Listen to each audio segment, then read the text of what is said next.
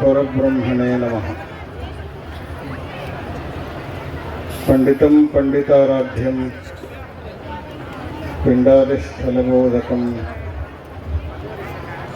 अखंडं दंडवद्वंदे सूर्यमंडलमंडितम्। सदा स्मरणीयराದ ಶ್ರೀಶೈಲ ಪೀಠದ ಗುರು ಪರಂಪರೆಯನ್ನು ಭ್ರಮರಾಂಭ ಮಲ್ಲಿಕಾರ್ಜುನ ಸ್ವಾಮಿಯರನ್ನ ಮನದಲ್ಲಿ ನೆನೆದು ವ್ಯೋಮಮೂರ್ತಿ ಅಲ್ಲಮ ಪ್ರಭುದೇವರ ತಪೋಭೂಮಿಯಾದ ಕಂಕಣವಾಡಿಯ ಗುಹೇಶ್ವರ ಗಡ್ಡೆಯ ಪವಿತ್ರ ಸ್ಥಳದಲ್ಲೇ ನಿರ್ಮಾಣಗೊಂಡಿರುವ ಮಹಾದ್ವಾರದ ಲೋಕಾರ್ಪಣೆ ತಮ್ಮ ನಿಮಿತ್ತ ನಡೆದುಕೊಂಡು ಬರ್ತಾ ಇರುವಂತಹ ಈ ಧರ್ಮ ಸಮಾರಂಭದ ಪವಿತ್ರ ವೇದಿಕೆಯಲ್ಲಿ ಉಪಸ್ಥಿತರಿರುವ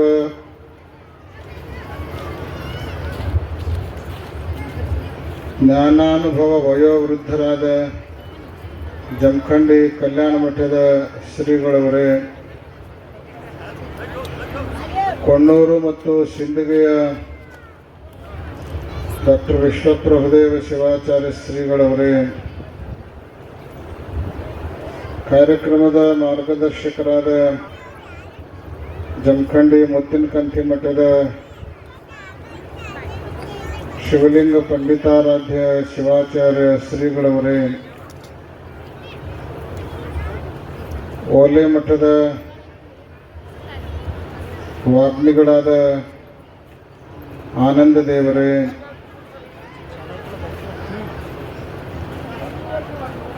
ಮಹಾದಾನಿಗಳು, ಗುರುಲಿಂಗ ಜಂಗಮ ಪ್ರೇಮಿಗಳು, ಶ್ರೀಶೈಲ ಮಲ್ಲಿಕಾರ್ಜುನನ ಪರಮ ಭಕ್ತರೂ ಆದ ಈ ಮಹಾದ್ವಾರವನ್ನು ನಿರ್ಮಾಣ ಮಾಡಿಕೊಟ್ಟಿರುವಂತಹ ಶ್ರೀ ಗಿರೀಶ್ ಕಿರ್ಮಲ್ಲಪ್ಪ ಹೊಸೂರ್ ದಂಪತಿಗಳವರೇ, ಕಾರ್ಯಕ್ರಮವನ್ನು ನಿರೂಪಿಸ್ತಾ ಇರುವಂತಹ ವೇದಮೂರ್ತಿ ಮಹೇಶ್ ವೇದಮೂರ್ತಿ ಕಾಡೇಸ್ವಾಮಿಗಳವರೇ, ಯಾವತ್ತೂ ದೇವಸ್ಥಾನ ಕಮಿಟಿಯ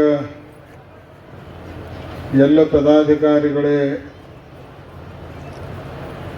ಕಂಕನವಾಡಿ ಗ್ರಾಮದ ಎಲ್ಲ ಗಣ್ಯರೇ, ಮಾನ್ಯರೇ, ಮಾಧ್ಯಮದ ಪ್ರತಿನಿಧಿಗಳವರೇ, ಸಮಾವೇಶಗೊಂಡಿರುವ ಸಮಸ್ತ ಸದ್ಭಕ್ತ ಮಹಾಜನಗಳೇ, ವಾತ್ಸಲ್ಯ ಮೂರ್ತಿಗಳಾದ ಮಾತೆಯರೇ ಹಾಗೂ ಮುದ್ದು ಮಕ್ಕಳೇ,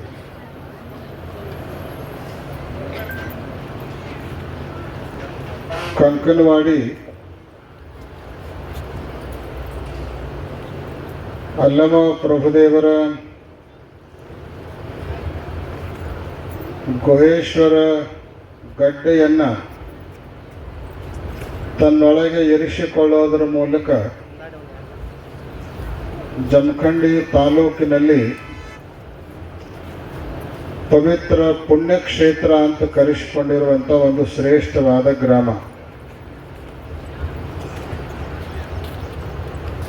ಈ ಗ್ರಾಮದಲ್ಲಿ ನೂತನವಾಗಿ ನಿರ್ಮಾಣಗೊಂಡಿರುವಂತಹ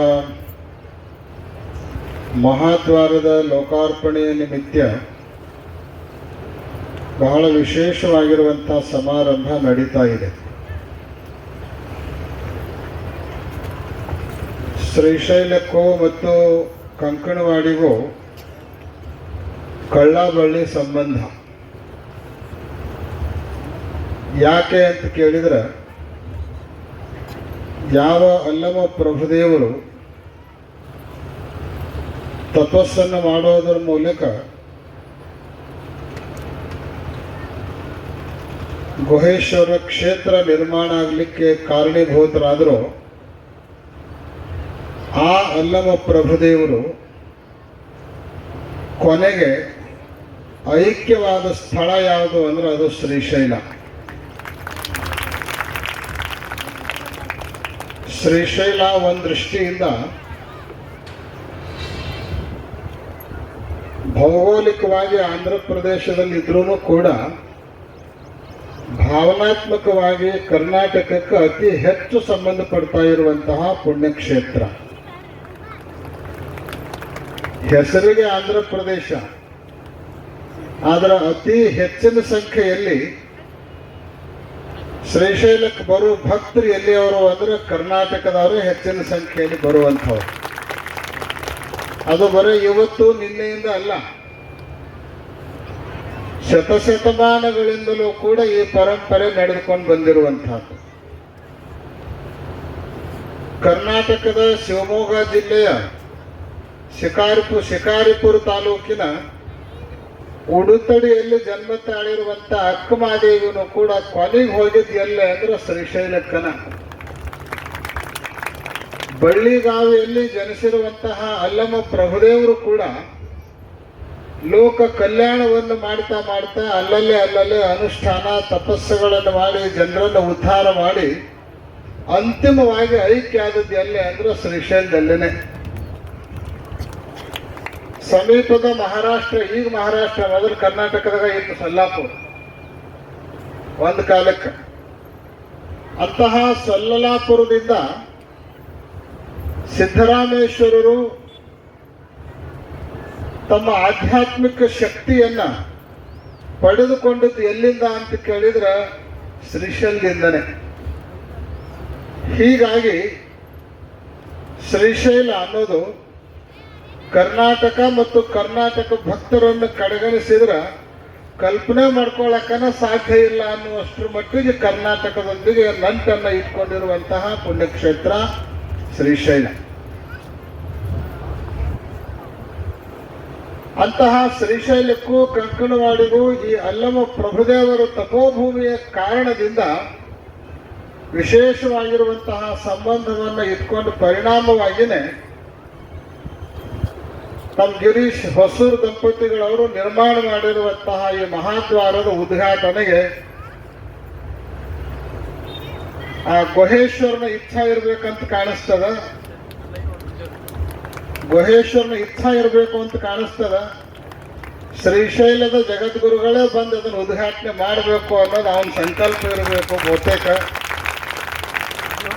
ಜೊತೆಗೆ ಯೋಗ ಈ ಮಹಾದ್ವಾರವನ್ನು ನಿರ್ಮಾಣ ಮಾಡಿರುವಂತಹ ನಮ್ಮ ಗಿರೀಶ್ ಹೊಸೂರು ದಂಪತಿಗಳವರು ಮನೆದೇವರು ಕೂಡ ಶ್ರೀಶೈಲ ಮಲ್ಲಯ್ಯನೇ ಅದಾನ. ಅವ್ರದ್ದು ದೃಢವಾದ ಸಂಕಲ್ಪ, ಗುಹೇಶ್ವರನ ಇಚ್ಛೆ, ಅಲ್ಲಮ್ಮ ಪ್ರಭುದೇವರ ಸಂಕಲ್ಪ ಎಲ್ಲವೂ ಸೇರಿ ಇವತ್ತು ಜಗದ್ಗುರುಗಳು ಬಂದು ಈ ಮಹಾದ್ವಾರವನ್ನು ಲೋಕಾರ್ಪಣೆ ಮಾಡುವಂತಹ ಯೋಗ ಬಂದಿದೆ. ಇವತ್ತು ನಮಗೆ ಬಹಳಷ್ಟು ಒತ್ತಡಗಳು, ಬೇರೆ ಬೇರೆ ಕಾರ್ಯಕ್ರಮಗಳು.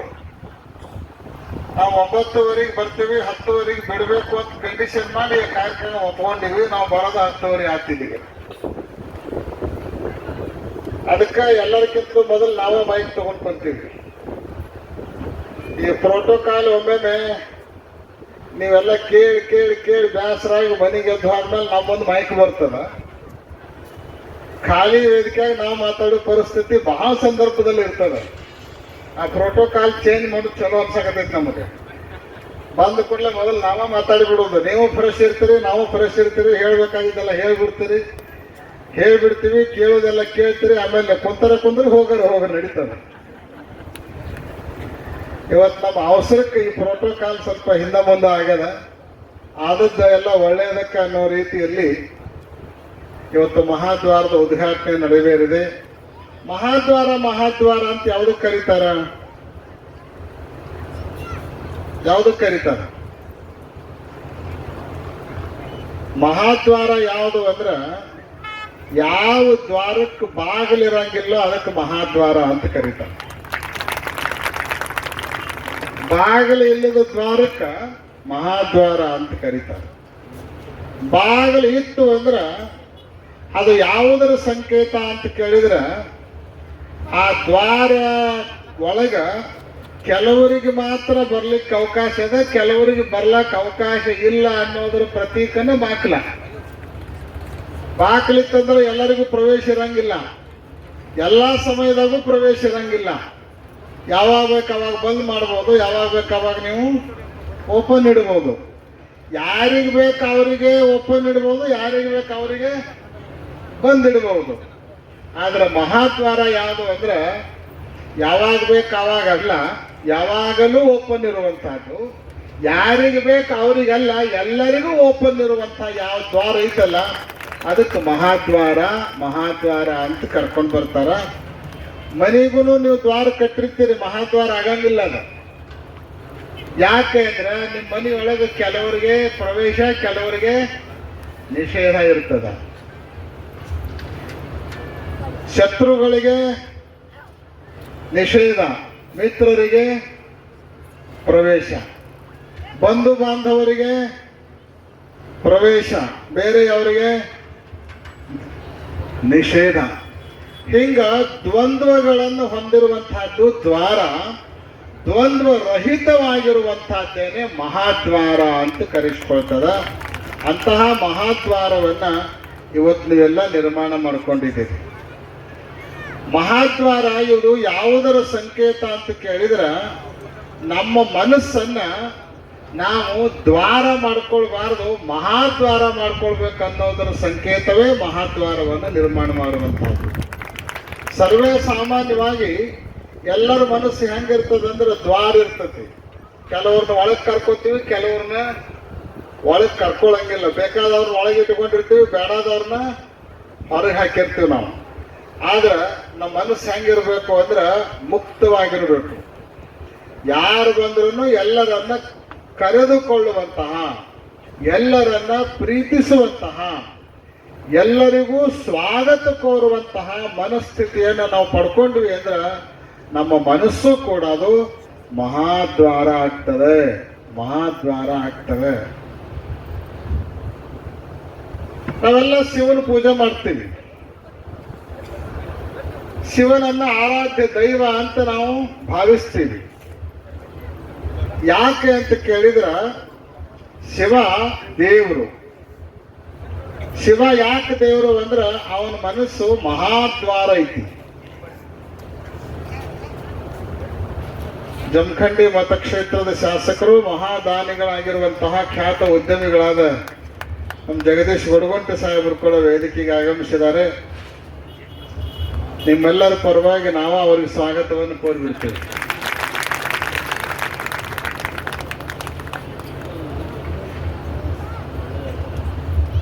ಶಿವನು ಎಲ್ಲರಿಗೂ